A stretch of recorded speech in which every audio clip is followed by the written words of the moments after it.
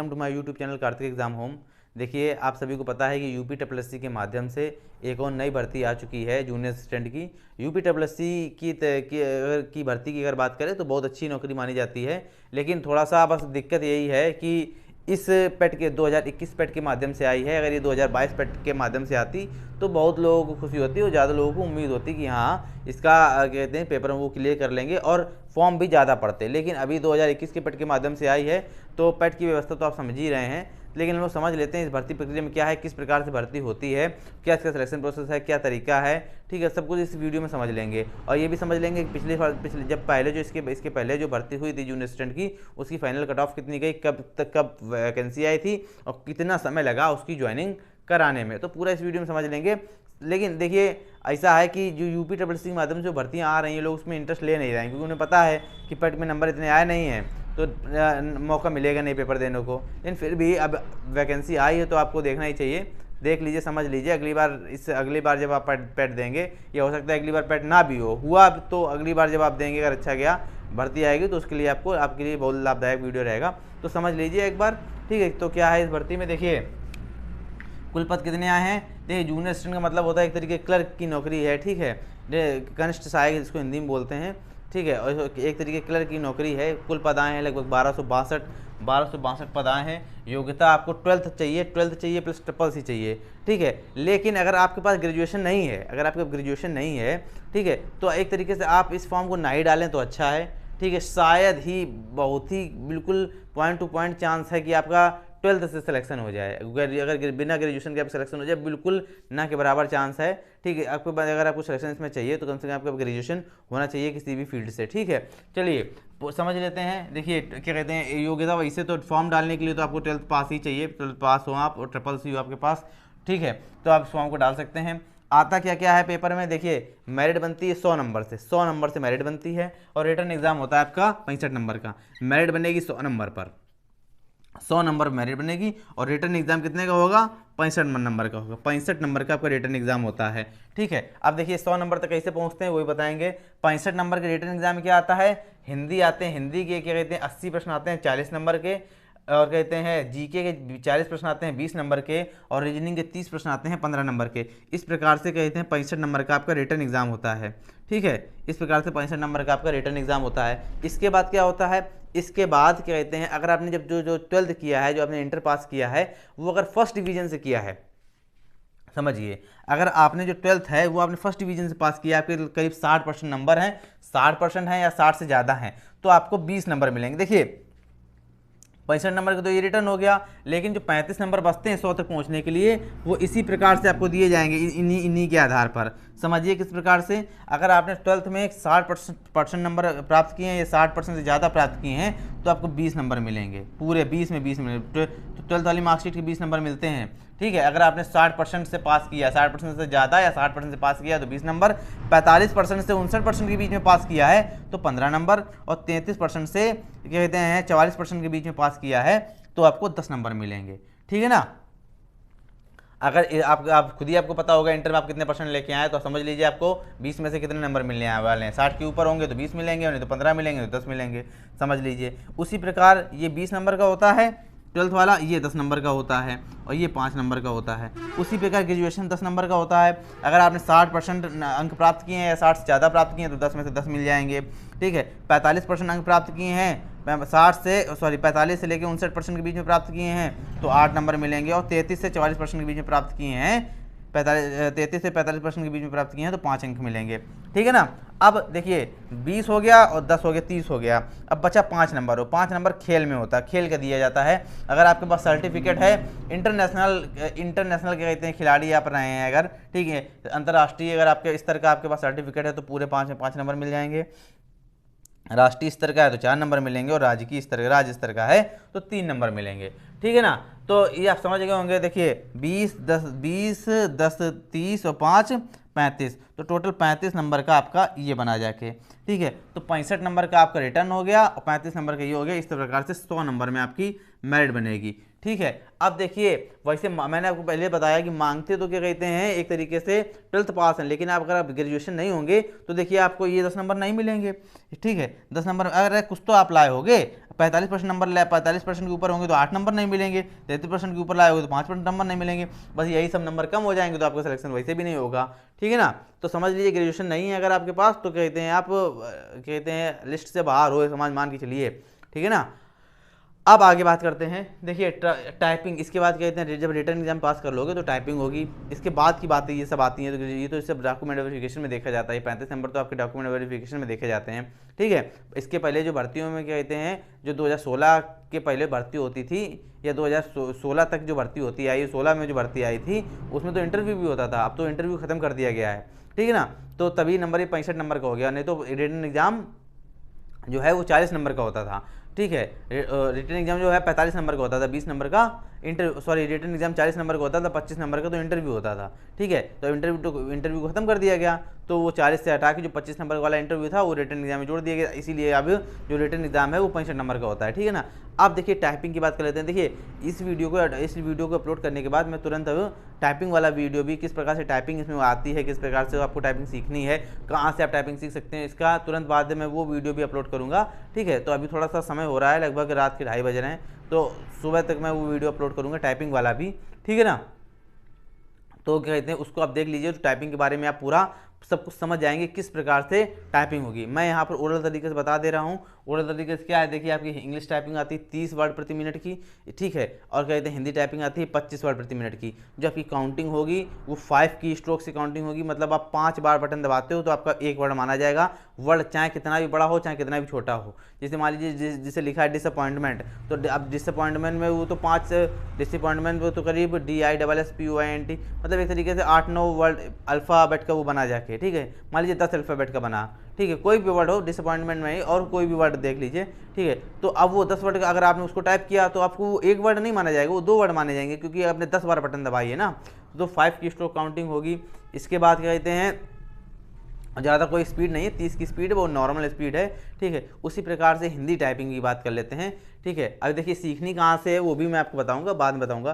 ठीक है, हिंदी टाइपिंग की बात कर लेते हैं। हिंदी टाइपिंग में आपको जो आपको फॉन्ट चाहिए, ठीक है, वो मंगल इनस्क्रिप्ट का चाहिए, मंगल गेल का चाहिए, और मंगल और क्या कहते हैं कुर्तिदेव का चाहिए। तीनों में आपके एक भी अगर आपको आता होगा तो आपको काम चल जाएगा।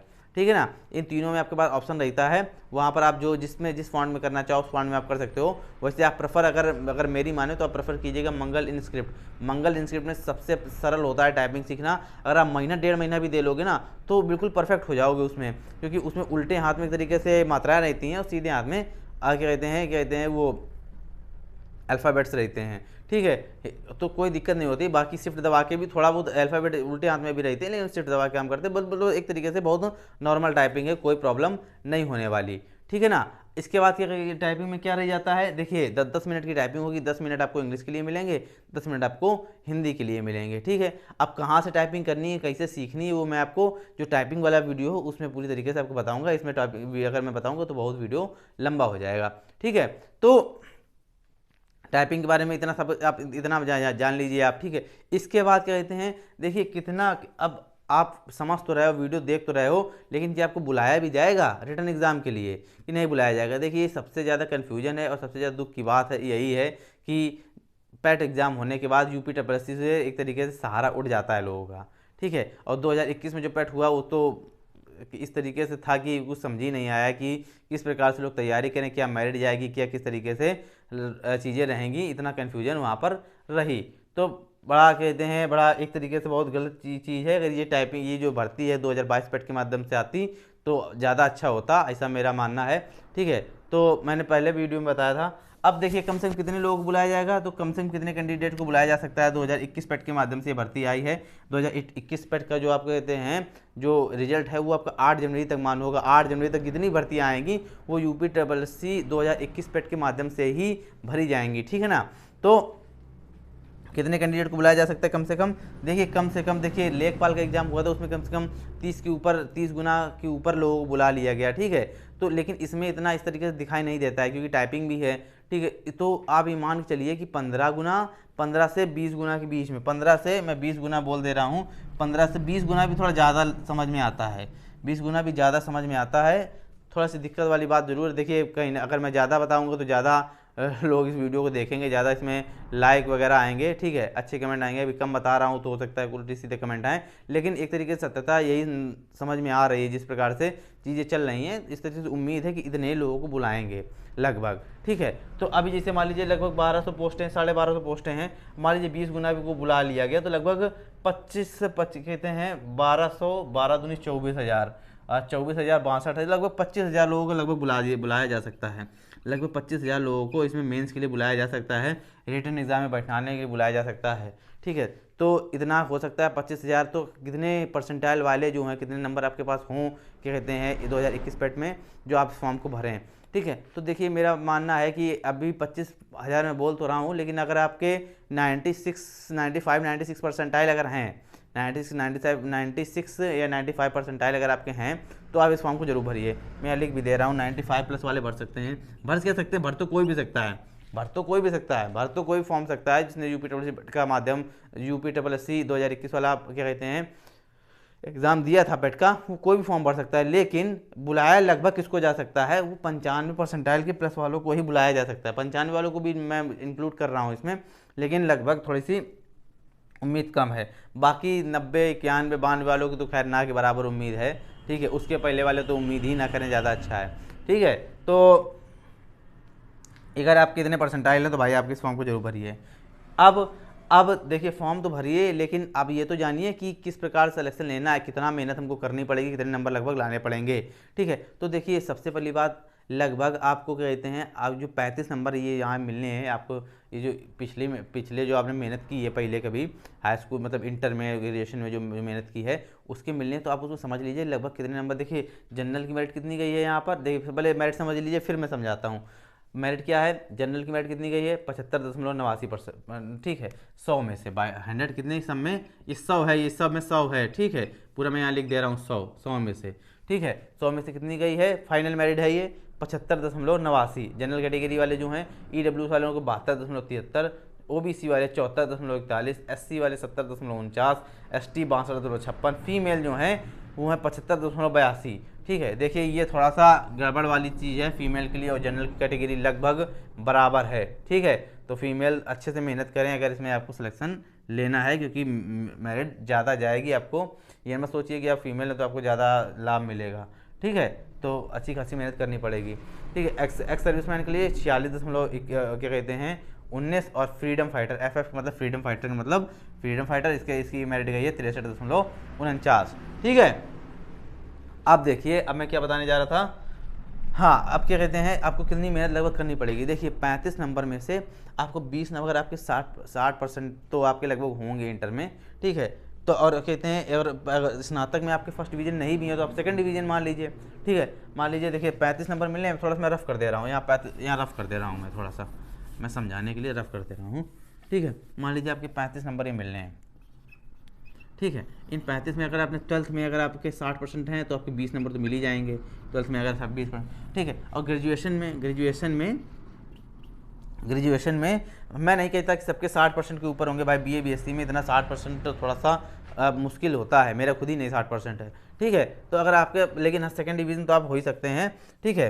तो 45 के ऊपर होंगे लगभग तो 8 नंबर तो ये मिल जाएंगे, 8 नंबर ये मिल जाएंगे। मान लीजिए आपके पास खेल का कोई भी सर्टिफिकेट नहीं है, ठीक है, तो 5 नंबर आपके ही चले गए। खैर चलो 35 में आपको कितने मिल गए, 35 में आपको लगभग मिल गए 28।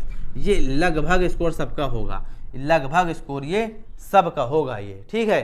क्या कहते हैं 35 में 28 नंबर लगभग सबका होगा। बाकी भाई थोड़ी बहुत जिसका ख़राब हो गया हो, 12th ख़राब हो गया हो या ग्रेजुएशन ख़राब हो गया हो, ठीक है, उन्हीं के इससे कम होगा। बाकी जिसका ग्रेजुएशन में 60% के ऊपर है तो आप वो 30 मान ले भाई, ठीक है। तो इतना सबका होगा। मान लीजिए मेरिट गई है जनरल की 76 और 75.89 है, 76 मान के चलते हैं, ठीक है। 76 मेरिट गई है, अब उसमें 28 घटा दीजिए तो 16 में से 8 गया 8 और 6 में से 2 गया 4, तो आपको 65 में से 48 नंबर कम से कम आपको लाने पड़ेंगे। इस 65 जो 48 नंबर हैं और 65 में से आपको रिटन एग्जाम में 65 नंबर में से आपको 48 नंबर आपको लाने पड़ेंगे। ठीक है, माइनस मार्किंग भी है 1/2 की, समझ लीजिएगा। तो मेहनत अच्छी खासी करनी है, तभी आपका सिलेक्शन इसमें हो पाएगा। खैर, अब वीडियो लंबा नहीं करते, सारी जानकारी समझ में आ गई होगी। टाइपिंग वाले के लिए अलग से वीडियो आ जाएगा, उसको भी आप देख लीजिएगा। सारा टाइपिंग के जितने भी आपके कन्फ्यूजन है टाइपिंग से रिलेटेड, जितनी भी पॉइंट टू पॉइंट, वो सब उसमें क्लियर हो जाएगी कि किस प्रकार से आपको टाइपिंग सीखनी है, कहाँ से कितने स्पीड बना सकते हैं, किस फॉन्ट पर किस जगह से आप टाइपिंग सीखेंगे तो वहाँ उतनी ही स्पीड तक आप सीख सकते हैं। ज़्यादा स्पीड में दिक्कत आएगी वहाँ सीखने में। तो एक एक चीज़ पॉइंट टू पॉइंट टाइपिंग से विशेषकर से रिलेटेड इस अगले वीडियो में आ जाएगी। ठीक है, तो अभी आज इतना ही वीडियो रखते हैं। अगर आपको वीडियो की आज की जानकारी आपको पसंद आई हो, समझ में आई हो, तो ही वीडियो को लाइक करिएगा, शेयर करिएगा, और चैनल को सब्सक्राइब नहीं किया तो सब्सक्राइब भी कर लीजिएगा, ताकि जितनी भी सरकारी नौकरी से जितनी भी जुड़ी नई अपडेट हैं उस समय पर आपको मिलती रहें।